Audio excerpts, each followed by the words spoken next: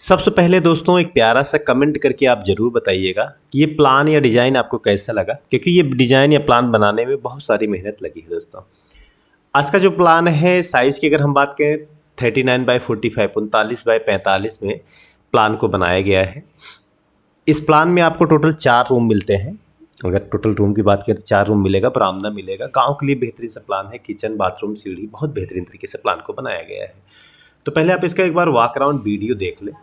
Walk around में आपको सारी चीज़ें बाहर की समझ में आ जाएंगी कि चारों साइड से प्लान में किस तरीके से डिज़ाइन को बनाया गया है। तो आप देख सकते हैं इसमें चारों साइड आप छज्जा दे सकते हैं इस तरीके से, जैसे यहाँ पे दिया गया है। चारों साइड आप छज्जा दे सकते हैं, खिड़की आपकी ओपन हो जाएगी। रेलिंग की बात करें तो इसमें ईंट और ग्रिल के साथ रेलिंग को यहाँ पे पैटर्न में डिज़ाइन किया गया है। और बाकी यहाँ पे सीढ़ी के नीचे से भी आप दरवाज़ा दे सकते हैं, या फिर जो 3 फीट का पैसेज है उससे दे सकते हैं। हाँ, फिलहाल मैंने यहाँ पे सीढ़ी के नीचे से दे दिया है। इसमें कोई दोनों ऑप्शन आपके पास है, कोई दिक्कत नहीं है। और यहाँ पे मेन दरवाजे मेन फ्रंट में आपको इस तरीके से जो विंडो का डिज़ाइन है इस तरीके से रखा गया है कपलैल मॉडल में। पोर्च में अगर बात करें तो इस तरीके से राउंड शेप में आर्च मॉडल में डिज़ाइन दिया है। रेलिंग को मैंने फ्रंट पे ही डिज़ाइन किया, बाकी तीनों साइड से सिंपल रेलिंग रखा है। अगर आपका प्लॉट तीनों साइड से नहीं दिख रहा है तो फालतू पैसा वेस्ट करने का कोई मतलब नहीं है। आप फ्रंट पे ही बेहतरीन से बेहतरीन रेलिंग का डिज़ाइन दें, यही समझदारी का काम होता है। वही क्लाइंट ने यहाँ पे कराया है। ऊपर की बात करें तो इसमें आपका खपड़ैल या झोपड़ी मॉडल या स्लोपी रूप या फिर इसको डोरीमोन डिज़ाइन में इस तरीके से डिज़ाइन को ऐड किया गया है। तो चलते हैं अब इसके मेन प्लान पे और आपको बाकी सारी चीज़ें उस पर समझाते हैं कि किस तरीके से प्लान को बनाया गया है। तो जैसा आप ये प्लान देख पा रहे हैं इस तरीके से प्लान बनाया गया है। प्लान को समझ लीजिए एक एक, पहले डिज़ाइन का समझ लीजिए किस तरीके से बनाया है। मकान की ऊंचाई हमने यहाँ पे 3 फीट रखा है। आप अपने हिसाब से कम ज़्यादा रख सकते हैं, लेकिन मिनिमम 3 फीट का कम से कम जरूर रखें। खिड़की की बात करें तो 4x5 की खिड़की है, 5x6 सॉरी, 5 ऊंचाई है, 6 इसकी चौड़ाई। जो फ्रंट की खिड़की 5x6 रखी है, तभी लुक बेहतर आ पाएगा। हालांकि आप 4x5 का रख सकते हैं, लेकिन 4x5 की खिड़की ये साइड वाली है, इसको आप 4x5 की रखिए, लेकिन फ्रंट वाली जो है 5x6। आप देख सकते हैं दोनों में डिफरेंस आपको दिख रहा होगा, ठीक है। तो जिस हिसाब से एलिवेशन है उस हिसाब से 5x6 का खिड़की रखेंगे तो ज़्यादा बेहतर रहेगा। छज्जे की बात करें तो ये आपका 1 फीट छज्जा आगे रहेगा। इसमें देख सकते हैं 2 मोल्डिंग आपकी रहेगी। इसकी जो मोटाई टोटल रखनी है आपको 4 इंची रखनी है, 2-2 इंची की 2 मोल्डिंग आपको दे देना है। फिर पतली वाली पाइप से आपको इस तरीके से कास्टिंग कर लेना है ये पाइप से। और बाकी ये डिज़ाइन का काम है, प्लास्टर जो काम करते हैं पीओपी से, उसमें मिस्त्री इस डिज़ाइन को बना लेते हैं।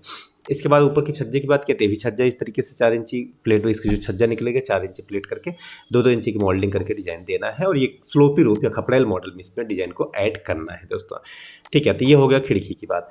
अब यहाँ पे जो बरामदा बनाया गया है उसको समझ लीजिए किस तरीके से बनाया गया है। टोटल मकान की ऊंचाई 11 फीट है, जिसमें कॉलम को हमने 8 फीट कास्टिंग किया है। 3 फीट में आपने इसको डिजाइन को रखा है। आप इसको ऐसा करिए 7.5 कॉलम कास्टिंग करिए, 3.5 आप इसको रख लीजिए, क्योंकि 1-2 इंची कभी कभार ऊपर नीचे वेरिएशन में आ जाता है, कभी कभी वेरिएशन हो जाता है 1-2 इंची। तो 7.5 कॉलम का कास्टिंग करिए। उसके बाद ये छज्जा जो आपका निकलेगा 1 फीट निकलेगा, फिर 1 फीट 2 इंची, फिर 1 फीट 4 इंची, ठीक है। ये आपको ध्यान रखना है। इस दीवार से जो है आपकी दीवार बनेगी, इससे 1 फीट निकालना है, फिर 2 इंची निकालना है, क्योंकि 2-2 इंची आपका ये 3 मोल्डिंग इसमें बनाएगी। इसकी थिकनेस आप 5 इंची रखिए। अब इसमें जो राउंड आपको देना है इसको समझ लीजिए, यहाँ सेंटर से इसकी जो सिधाई रहेगी उससे 1.5 फीट ऊंचाई करके आपको राउंड देना है, ठीक है। और इस राउंड को कैसे बनाना है, पहले 3 फीट इसको सीधा इधर रखिए, फिर 3 फीट इधर सीधा रखिए, उसके बाद फिर इसको राउंड कर देना है। यहाँ पे आपको खपड़ैल या नरिये मॉडल में आपको ये डिजाइन ऐड कर लेना है इस तरीके से। और जो राउंड रहेगा ये छत से, जो छत में एक बीम पड़ेगी उस बीम से हल्का सा नीचे ही रहेगा, उस बीम से टच होकर के ही आपका ये जाएगा। तो ये इस तरीके से पूरा मोल्डिंग आपका इसी तरीके से पूरा मोल्डिंग यहाँ पे बनाया गया है। अब यहाँ पे रेलिंग की अगर बात करें, जब छत की ढलाई हो उसी समय आपको मोल्डिंग का डिज़ाइन इस तरीके से बना लेना है। और जब रेलिंग बनाए तो 6 इंची रेलिंग पीछे करके आपको इस तरीके से बनाना है। इसमें खपड़ैल मॉडल डिज़ाइन को ऐड कर लेना है। ये 2 फीट 6 इंची ब्रिक वर्क करना है, बीच में आपका स्क्वायर शेप में कट रहेगा। टोटल रेलिंग 3 फीट है, जिसमें 2 फीट 6 इंची ये रहेगा, और बाकी 6 इंची आपका एक खपड़ैल मॉडल डिज़ाइन है, ठीक है। इसके बाद यहाँ पे ग्रिल का पैटर्न ऐड करना है, 4 इंची ब्रिक वर्क करके ग्रिल ऐड करके इसमें फिक्स करना होगा इस तरीके से। तो ये इस तरीके से पूरा ये रेलिंग के साथ डिज़ाइन आपको बना करके दिया गया है। यहाँ पे अब ये जो छप्पर या झोपड़ी मॉडल डिज़ाइन है इसको समझ लीजिए किस तरीके से बनाया गया है। छत तो आपकी सेम रहेगी, इसके बाद यहाँ पे अलग से एक छत आपको देनी पड़ेगी इसके लिए, ठीक है। इसकी जो खपड़ैल वाली डिज़ाइन है यहाँ पे देख सकते हैं, यहाँ पे रुकिए एक मिनट, ये आपकी छत हो गई। छत से 5 फीट हमको इसको ऊपर रखना है। ये आपकी छत हो गई नॉर्मल, जिसमें आपकी छत पड़ेगी।